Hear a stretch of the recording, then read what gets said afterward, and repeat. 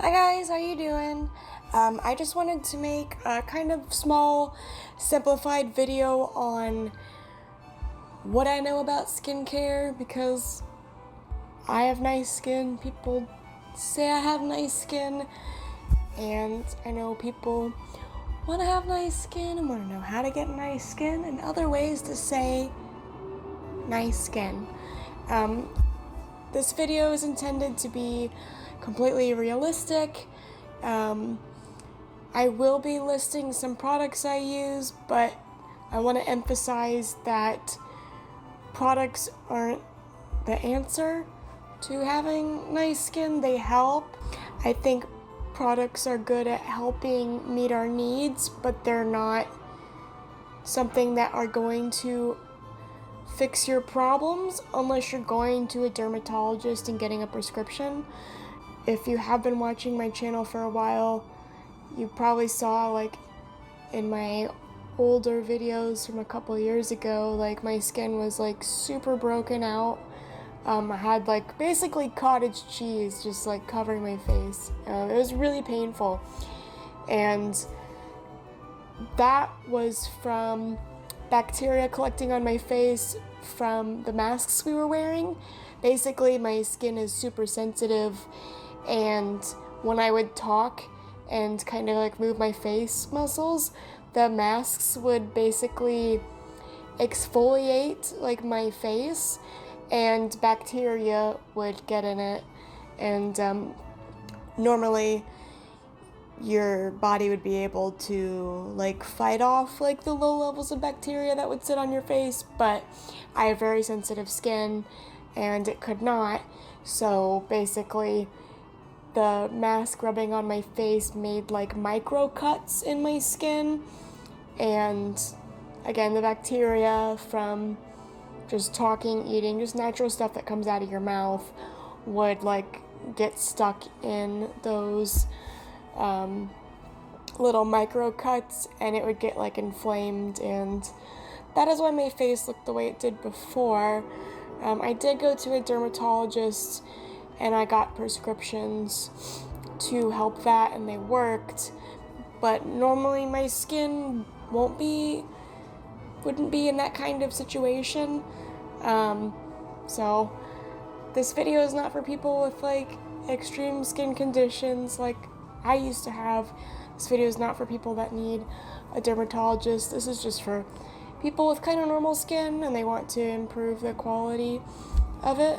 I don't know how many different steps this is going to end up being. I would tell you the blank 5, I don't know. I'm sure I'll put it in the title. Here we go. Number 1.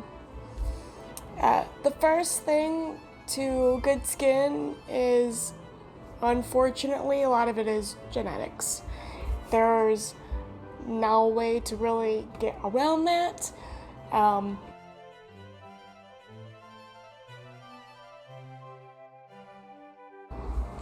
My family doesn't have a long history of tons of acne during teenage years and stuff like that. It's just normal amounts. I mean, my face definitely broke out a lot when I was a teenager. And when I was younger, when I was on my menstrual cycle, it would break out a lot. It doesn't do that as much anymore.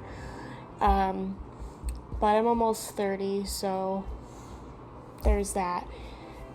So yes, the first one is a lot of it is genetic. I don't want somebody to have a certain condition and then look at the steps I have and then think that, oh, well, I did these things that you're doing, why isn't my skin that way? A lot of it is going to be genetic, like most things. So that's why I'm putting it number 1, because that's my big disclaimer. Okay, number 2 though, something that you can probably control is not spending long extended periods of time in the sun. I can't tell, I'm really pale and I cannot tan. I only burn. So I don't personally stay outside for long periods of time, but I think that has been beneficial for my skin's overall health because it's not getting long periods of UV exposure. And then of course, your skin gets dehydrated when it's out in the sun. So I think not laying out, not trying to go tanning or anything like that has been beneficial to taking care of my skin quality. Along line with that, number 3 is please wear SPF, please. Again, I have always worn SPF out of necessity because it takes about 10 minutes on a bright day to get a sunburn for me. And if I'm driving in the car for 20 to 30 minutes onward, any skin, by the window or whatever, will start to burn. I know that is really sad, but that is how easily I burn. So I always wear SPF. I always wear SPF 50 plus. Some people say after a certain amount, it doesn't provide any more sun protection. I don't know if that's true. I just play it safe and buy 50 and higher anyway. But even if you don't burn easily, your skin is still absorbing UV rays from the sun. Even if you are indoors, even if you're in the shade, even if you're sitting in the window, there's special lights that doctors and dermatologists and stuff have that can show how your skin looks and how it's damaged. My mom, also pale, also doesn't go out in the sun, but she didn't wear sunscreen very much for a lot of her life, or she'd put it on her face and neglect her neck. And she went to the doctor and they used one of those lights, and her face skin was okay, but her neck skin was really damaged, and it's starting to have some discoloration. So don't forget to apply SPF in all the proper places, anywhere where your skin is exposed. And it may seem silly, I am not going to the beach, why would I put SPF on? Please just do it. It's good for your skin. I'm not a doctor, but it's science. Especially, look up the UV index for where you live. It's a lot lower where I've moved, but where I used to live, the UV index was 80%, which, if I am not mistaken, means 80% of rays go through the atmosphere onto your skin.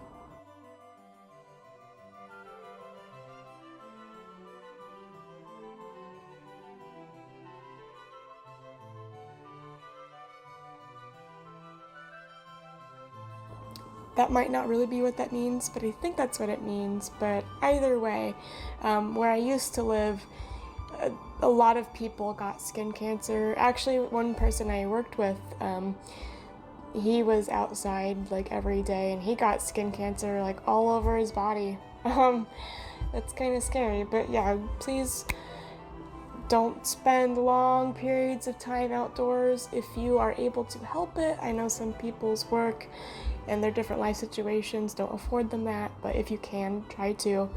And no matter what, whether you're going outside or not, please wear SPF, and please reapply it every 2 hours if you're going to be outside. It's just good for you. Okay.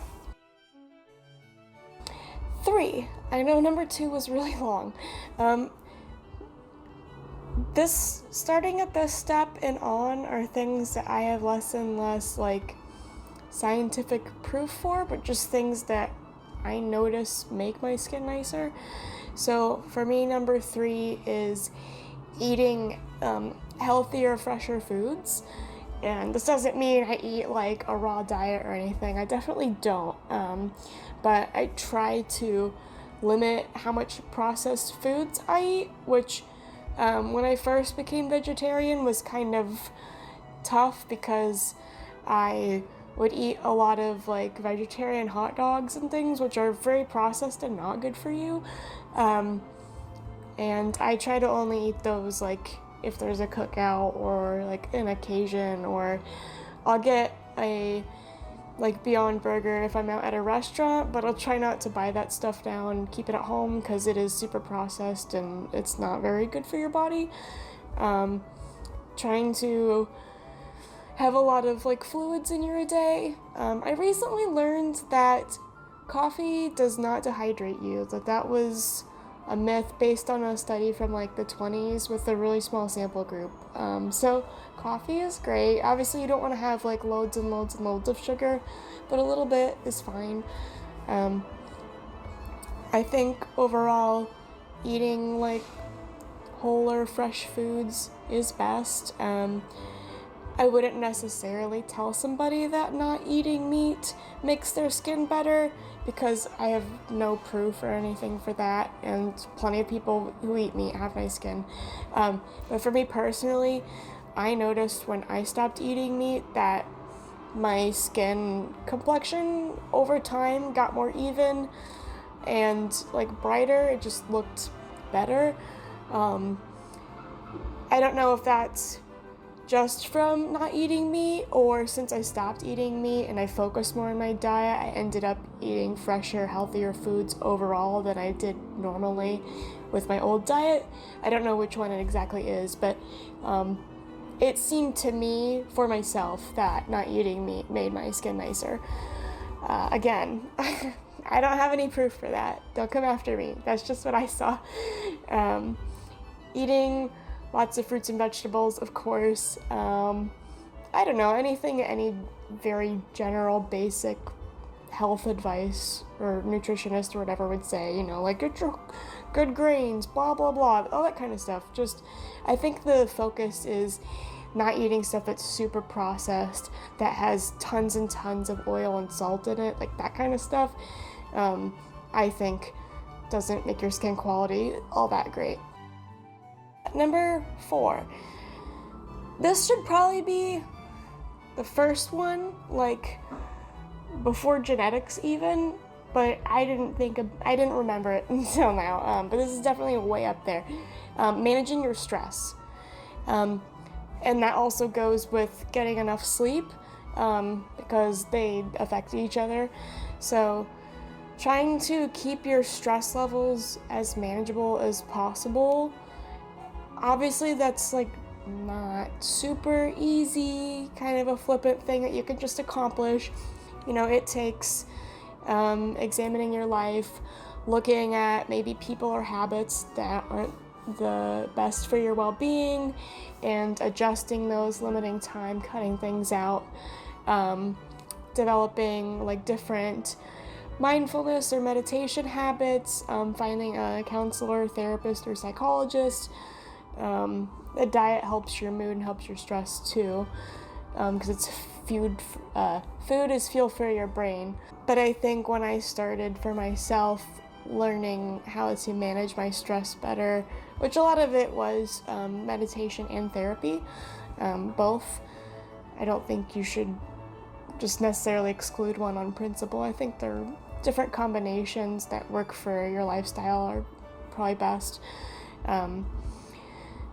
I think when I started incorporating therapy and meditation for myself, and I'm not the best at being regular about it, but it became a part of my lifestyle, even if it's kind of off and on. And when I did that, I think overall having less stress helped my skin be happier. That was probably a bit of a jumbly way to explain that, but I'm doing my best here. I also have a cold still at time of recording. It's a lot better. From my last video, you'll know that I said I had a cold and I sounded a little grubby there. So when you manage your stress and you get good amounts of sleep together, that overall puts less strain on the body, so it's able to heal and repair, and you have more energy, but also like you look better. I don't know if you've ever seen maybe a close friend who went through kind of like a difficult situation for a while, and then there's some kind of resolution after a certain point, and you can see they just look better. You know, it's not necessarily because their skin improved, but their mood makes their appearance more bright, just more healthy. They just look better. I think stress and sleep is huge. Okay. I don't know what number we're on. It might be 5. It might be. But the last one, the moment you've all been waiting for, is products.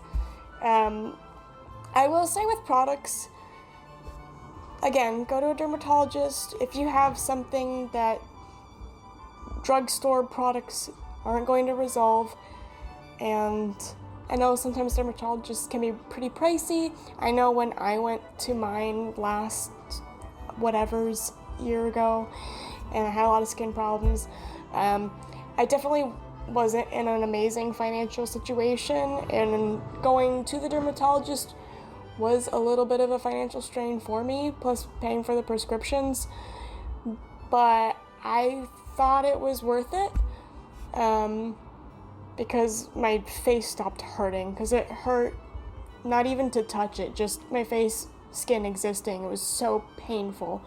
And I'm really glad that I decided that I was worth it and that I went and took care of that. So if you are able to go to a dermatologist and you need to, please try to, if it's not going to be a financial burden. Again, like, I was in an amazing financial place, but I got creative and moved some stuff around and was able to get myself there, and I found it really beneficial. But anyway, to skincare, that is not from a doctor. I think keeping it simple is the best thing you can do. I know when we have a lot of like inspiration and passion and we just really want to have a good change, sometimes we like want to feel like we're getting a special spa treatment, and we'll want a lot of different fun products. But after spending like a crap ton on skincare before I end up going to the dermatologist and getting the regimen that they set me on, and then getting my skin reset and kind of taking some things that I learned from there and incorporating into mine, simple really is better. One thing that they did tell me to do at the dermatologist that you can get over the counter if you have like really strong acne would be a 10% benzoyl peroxide face wash. You have to be super careful though with that stuff. It can burn your face. You're not supposed to, you have to like put it on and leave it on your skin for like 1 minute, but you really don't want to leave it on more than that. Because you'll like turn your face red and hot, and it's not a fun time. I've accidentally like got distracted on my phone and left it on too long before, and I've like burned my face. That is my fault because I forget to set timers sometimes. But even if you follow the directions, some people's skin is reactive and it might not work out well for you. If you are concerned about vegan and cruelty-free cosmetics, 10% benzoyl peroxide face wash is actually really difficult to find. Thankfully, I found one for you. This is pricey for face wash though. This was $30, which I would never normally pay $30 for a face wash, but things being cruelty-free is really important to me, and this was the only one I could find, the only one. I don't know if you can see it, because I'm really pale there. It's called Humane. Thankfully the bottle's pretty big and you don't need very much at all, because again, you're just doing a really thin film and on like any areas you might have acne, and then you're washing it off. I don't need it anymore, so I just kind of have this bottle laying around. Another pro tip is, if you don't care about things being cruelty-free, this kind of stuff is like $5, like a normal version. But if you accidentally get hair dye on your counter and you don't want somebody to know that it's on there, if you put 10% peroxide face wash, or sometimes like cream. I don't know. Yeah, they have like leave-on spot cream that's really high percentage as well. You use one of those, you leave it on the counter, and like let it dry on there completely, and then come back with like a hot towel, like hot water, and scrub it off. It mostly comes off. You have to do it a few times, but I've used that to get hair dye stains off of things before. I would not use a $30 one for that. Boy, this video is rambly. That's just the nature of me. Okay, so for not $30, I use this one. So that's from Pacifica. It's a super, super light neutral face wash. It's really, really thin, pretty much watery. Sometimes if I'm in the shower and I'm washing my face, if my hand gets underwater, it'll just like slip off. And you have to use more. But I think it's about $10, which is a lot better. I bought it because it's supposed to be pH neutralizing. And so when I'll use a chemical exfoliant, I'll wash my face with that afterwards to stop the product from continuing to work when I'm done with its timer. But I think a gentle face wash overall is the way to go for a lot of people's skin. Even if it's oily or dry or whatever, I feel like just being kind and gentle and lifting up the dirt in a really like easy, simple way is just better for skin quality. For me personally, I don't use a face wash to treat things unless it's, again, like for really, really intense acne, like I would use that for. I find that if I want to tackle or address or target a goal or a problem, whatever, for my skin, I want to do that in steps after washing my face. I want my face washing to be just a nice clean slate. And again, if you know you're going to put other stuff on it, if you can simplify the steps and not like tire out your skin by putting a bunch of crap on it in succession, I personally find that that's best. Sometimes I do follow like the Korean 10-step skincare, but on days that I do that, all the products are really, really, really gentle. Most of them are just different kinds of hydration to like moisturize the skin and condition it. It's not like putting a bunch of different like active ingredient targeting chemicals on it. Like I keep it really simple, and I just do like different layers of hydration. And my skin is actually really oily. I don't have dry skin. And if you go follow skin doctors online, you can learn that a lot of times people with oily skin actually need moisturizer, and sometimes when people have oily skin, they don't give their skin enough moisturizer because they're like, oh, it's oily, and then your skin's like, but I'm thirsty, let me make more oil. Your hair, scalp, skin does that too, but I'm not going to talk about that. All right, wow, this is getting lengthy, but that is the nature of me. Okay. So I use the lactic acid 20%, no, it's 10%, good God, by The Ordinary. Can you see? This thing is like $5. I like The Ordinary a lot. The thing is though, you have to kind of like research each thing that you want. They're inexpensive because it's basically a bottle of active ingredient. And you do have to look up on their website if you're going to get multiples of their things, like to not mix certain products with other ones, or if you're going to use two products, they can't be applied within like 30 minutes of each other. You do have to kind of like really look it up. Again, I keep it simple, so I don't like worry about cross-contaminating chemicals that might have reactions with each other. But if you are going to use something like that, or really other products, that is something to look out for. Again, that's why I follow it up with a pH neutralizing face wash.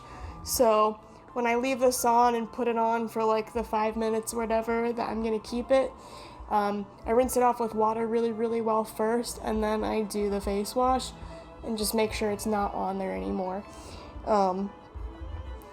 After I do that, sometimes I tone, sometimes I don't. I personally don't think using a toner makes a big difference.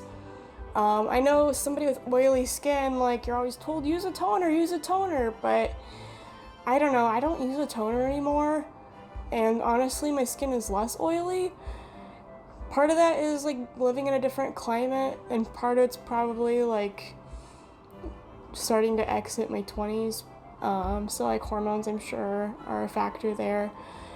But even still, like, even when I was living in my last place, I felt like my skin overall, like, was less oily over time. I don't know if that's stress or sleep or what. I don't know if it's diet or just the products I'm using, or I don't know. There's so many different factors, I swear, with, like, skincare that, I mean, you don't want to, like, make yourself a test monkey and trial and error, but sometimes it feels a little bit like that. Anyway, but instead of toning, I'll use this rose water mist. I don't know if you can see it. I've seen this at a ton of places. I've seen it at, pretty sure Target has it. I've seen it at TJ Maxx a lot. I think Whole Foods carries it. A lot of different grocery stores probably do carry it. And then, of course, I'm sure you could buy it online if you just look up, like, rose water, like, face toner. But I'm pretty sure Target has it.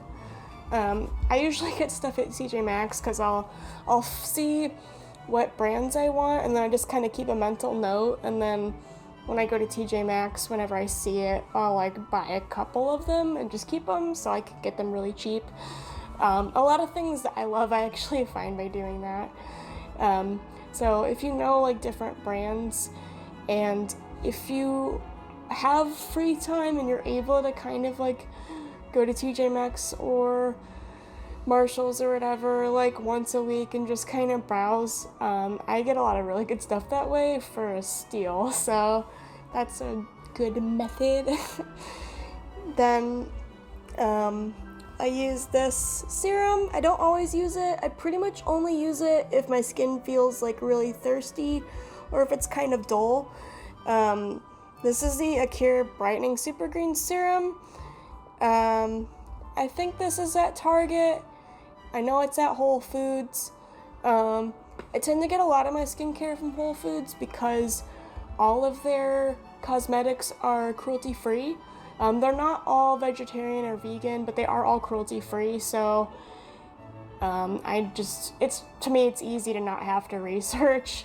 I just know they're there. Their stuff is sometimes priced a little bit more than the same thing at other stores, but they do a big sale once or twice a year where all, like, the skincare is, like, 25% off, and I just get my stuff then. I try to plan out what I need. I get it when it's 25% off. And again, like, I will go to Target. Sometimes, if you have the Target app, sometimes it'll, like, give you certain dollars off if you buy things in certain categories. For example, if you buy skincare and you get, like, $20 worth of skincare, sometimes it might take, like, $5 off. And then again, like, I get a lot of stuff from TJ Maxx and Marshalls and Home Goods and things like that. And there's always Amazon. Sometimes things are cheaper there, sometimes they're not, but it's good to check it out. You can get things at Walmart. If you have, like, Kroger where you live, sometimes different Kroger, Publix, things like that might have things. There's different ways to stagger out your purchases and make it more manageable for a budget, because I can't get all this stuff at once. I couldn't, like, if I learned this right now, I probably couldn't just, like, go to the store and get everything I would need, like, right at once. Like, I would probably want to stage it in a check or two just to not shock myself. And I'm getting pink because I get kind of hot when I talk a lot. I don't know why. My face gets red when I start talking a lot. Isn't that strange? Okay, so I showed you that serum. And again, actually I don't know if I explained when I use all these. So the face wash, every day, especially if I went to the gym or if I'm wearing makeup, like foundation or something like that. The chemical exfoliant, I don't use very often. I personally will like use it once a month. If I'm really, really on top of my skincare, I might do it once a week or once every other week. You're not supposed to do it very often anyway. The rose water I like to do every time I wash my face and or when I get out of the shower. It just feels nice. Or it's really good too if you've been crying, you know, and your face gets puffy, like spray that and just like give yourself a hug. It'll help you feel better, I promise. Sorry, I have a little bit of a cold still. That was a funny joke. Okay. This moisturizer is kind of pricey. I'm pretty sure it's like $20. Again, I bought it when it was at the 25% off sale at Whole Foods. So it was like $15 then, which is still kind of pricey, but I think it's really good. It might be like a gimmick, but it has like hemp seed stuff in it. Maybe that stuff is all gimmicky, you know, garbage. It does have some fragrance. So it has hemp stem cells, it says. Some people freak out about fragrance. I don't care about that, but my camera battery's gonna die. I'm gonna try to do this really fast. That is really, really gentle. This is a really, really gentle like mask and super hydrating, and this is a lifesaver. Derma E Overnight Peel. You probably can't see it, that's okay. It's not really a peel, it's like a gel, it's like a mask. You go overnight and then in the morning you just rinse off any. Makes your skin fresh and brand new. My battery is gonna die and I don't have another one, but those are the products. And yeah, just try to like eat healthy and sleep as much as you can. And again, a lot of it's genetics. If you need to go to dermatologist, go to dermatologist. But basically, like, be nice to yourself. Nourish your body, nourish your mind, nourish your emotions, take care of yourself. And it's really not all about the products. If you nourish your well-being and you see that different things you do affect and are connected to each other, and you just really love yourself and take care of yourself, your skin will probably improve. Again, I'm not a doctor. Don't take this as advice for cosmetic surgery or medical stuff. Anything that a lawyer might need, I didn't tell you to do it, okay? Be kind to yourself and be kind to others.